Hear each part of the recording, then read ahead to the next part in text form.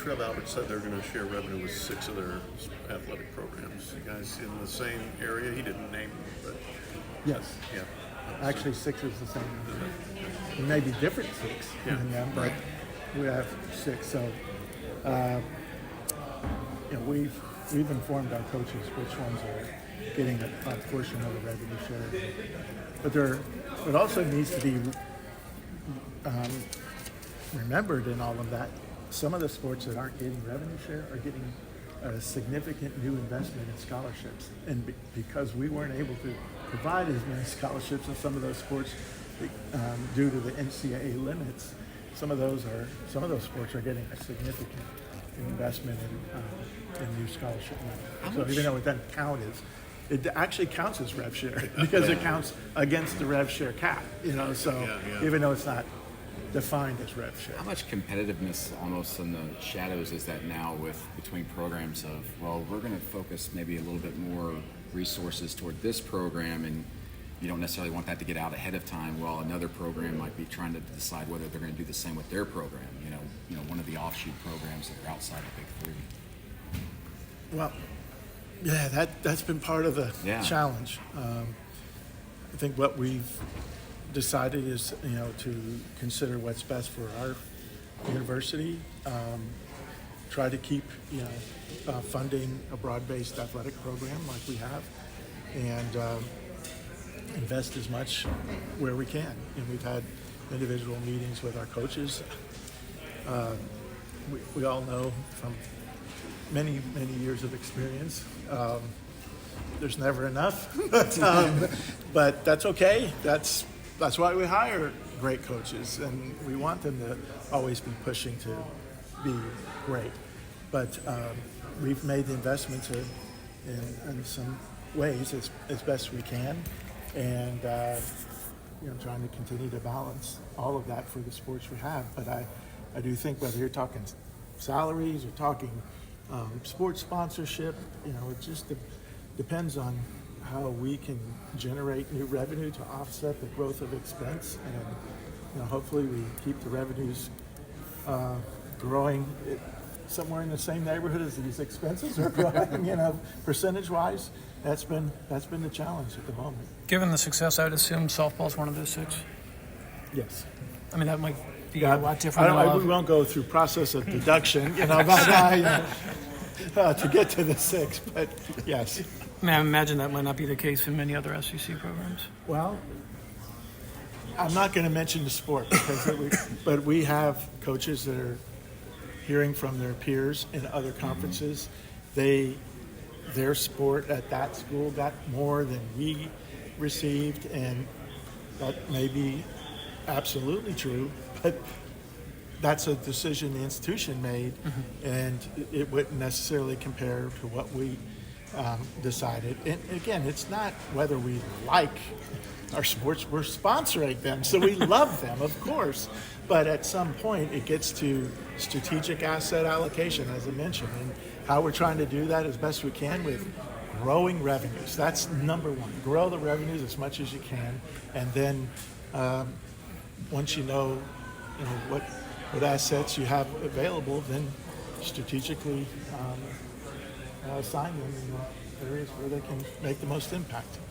Fleet Tire has been serving Knoxville's tire needs for over 40 years with the best quality tires available, including Michelin and Bridgestone. Owned and operated by Tennessee grads, their tires may not be orange, but their blood sure runs orange. For the best tires made with the best prices, see Fleet Tire. Local Internet Pro, that's the home of Ty the Internet Guy. Owner Ty Claiborne understands that different homes have different internet needs.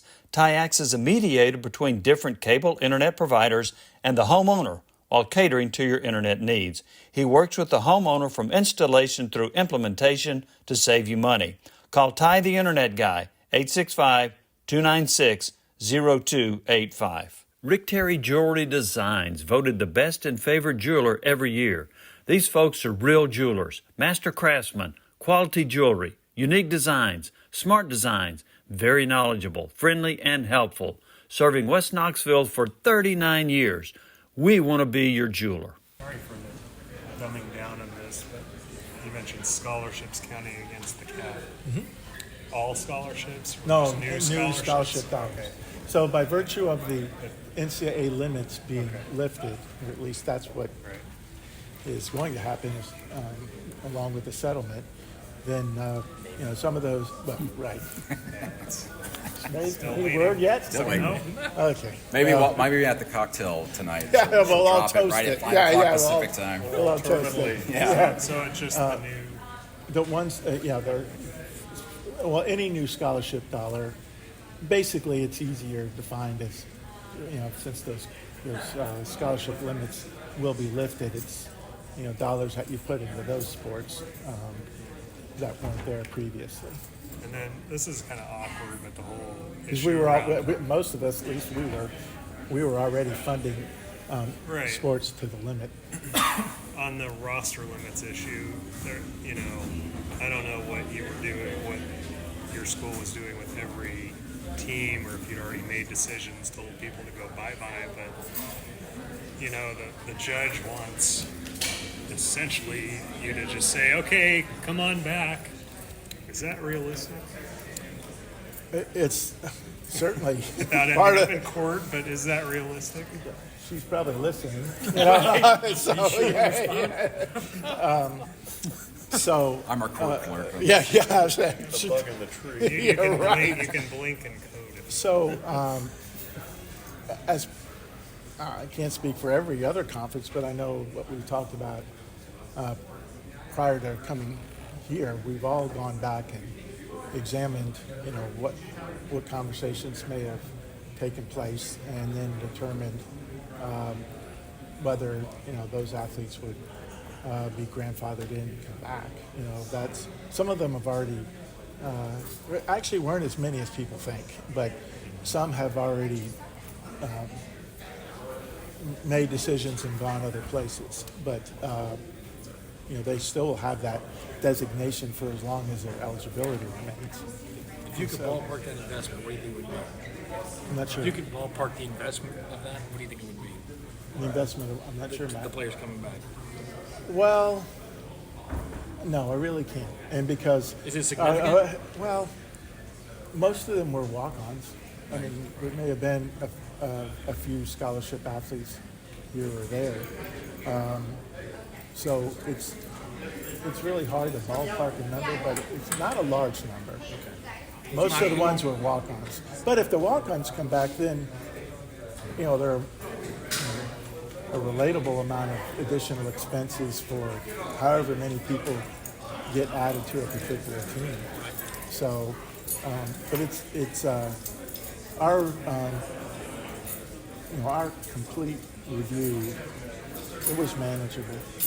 Going back, you talking about just the week-to-week challenges in the SEC, whether it's football, any of the sports, and how much more competitive everything is. You've been through the SEC for a year now. If Joe C. today went back in time 10 years ago and ran into Joe C., Big 12 Joe C., what would you tell him about where things are right now for your program, just on the field, on the courts? I'm trying to think of where we were 10 years ago. Where we still 12. Just saying, like- yeah, it's actually a little more than that now. You know what I mean? But just, the differences of the Big 12, the SEC, when you talk about the week-to-week grind, is it a lot different? Or? It depends on the year. You certainly can remember some great teams, all through our time in the Big 12. Some years, the strength of the league, was, pretty broad. We went through, the results of two experiences with conference realignment, and the strength of the league was still very, very good. We had this one year where the first year of the college football playoff, and had two teams that could have very well been in the playoff, either were. And so that spawned, conversation about the return of the conference championship game, and again, all the associated impacts of making those kinds of decisions. So it was a great league. We were proud to have won it many, many times. We advanced to BCS and, since 2014, we've been in the college football playoff. And we've played good out-of-conference opponents during that time. So, I can only remember it as, very, very tough and competitive. I think what I have taken away from this particular year is the quality of teams in every different position. Sorry, I'm Italian, and you walk into my hands. If I don't use my hands, I'm pretty well silenced. I just think when people talk about the grind, it's real, and sometimes it's lost on some where the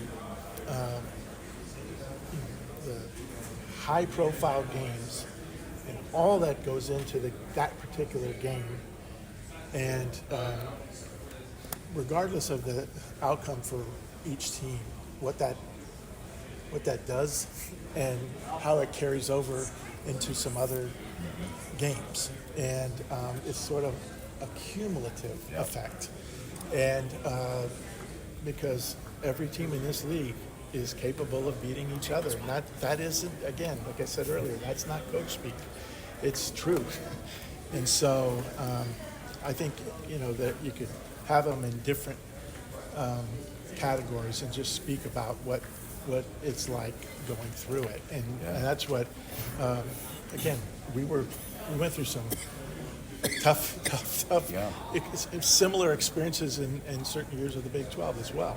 And so we're grateful and always will be grateful for our time in the Big 12, and been super excited about this year.